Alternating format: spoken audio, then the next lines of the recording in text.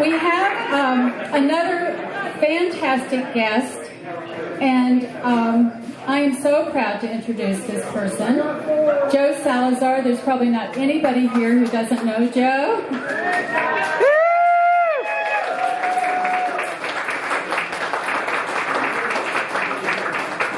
So, Joe served 3 terms in our state house, and then you returned, correct? And so Joe then ran for Colorado Attorney General and was outspent 10-1 and almost squeaked it out.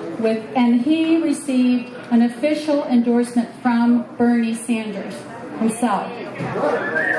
So Joe now is the executive director of Colorado Rising, and that is the group that was behind Proposition 112, which we know did not pass.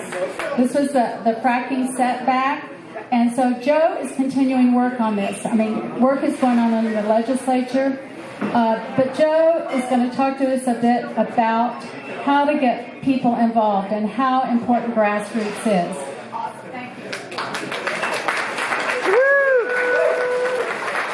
Hey, what's up, people? Hey, it's good seeing you.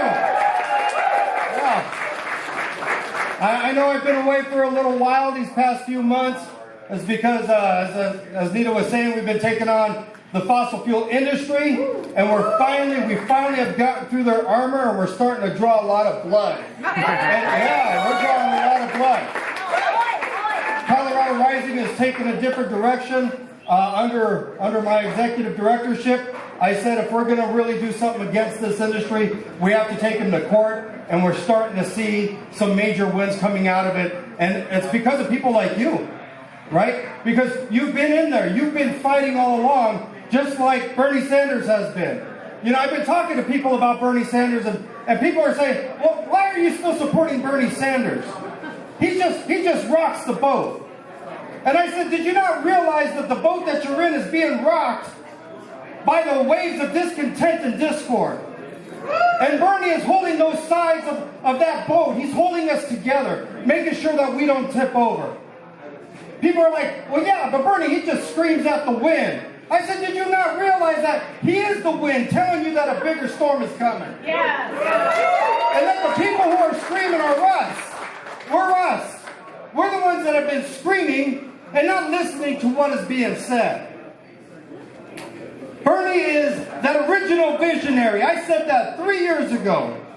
3 years ago when I gave an introductory speech for him up in Fort Collins. I said he's an original visionary. He's a man who's been talking about these issues for over 40 years. And now the rest of the world is catching up to him. Because remember that just 3 years ago, the Democratic Party and candidates didn't even want to touch some of his issues. And now all of them are adopting his issues. That's right. And think about it this way, too.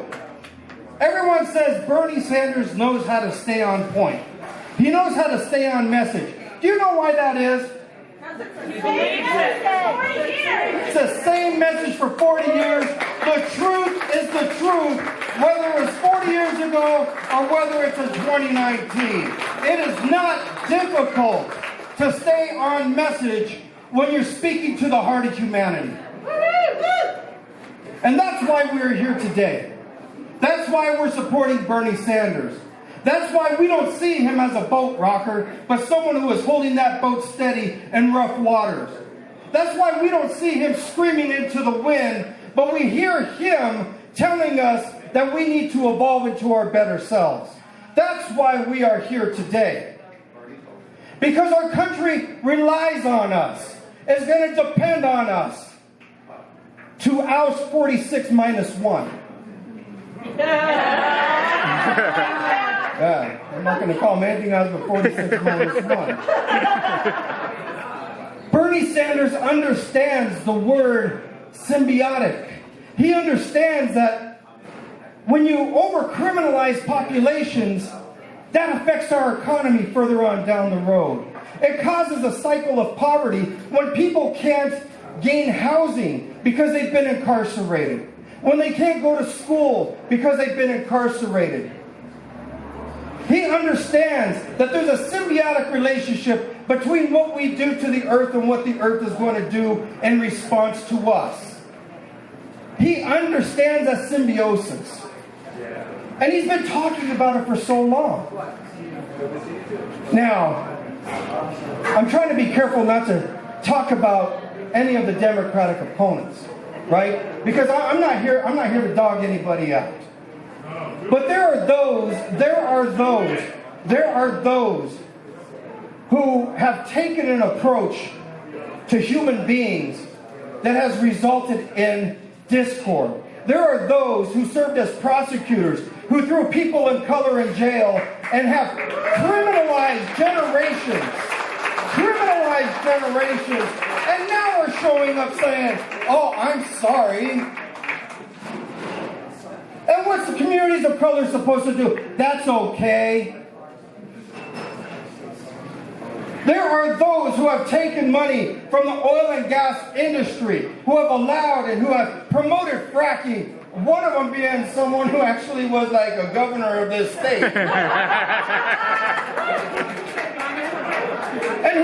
And that person is now talking about climate change as though it's something that he's been talking about all along. Yes, it is bullshit.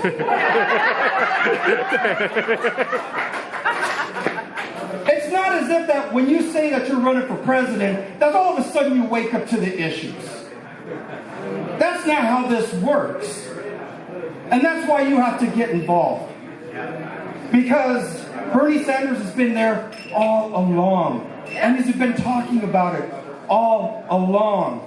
His credentials are decades long. And he didn't just wake up to smell the roses when he announced that he was running for president.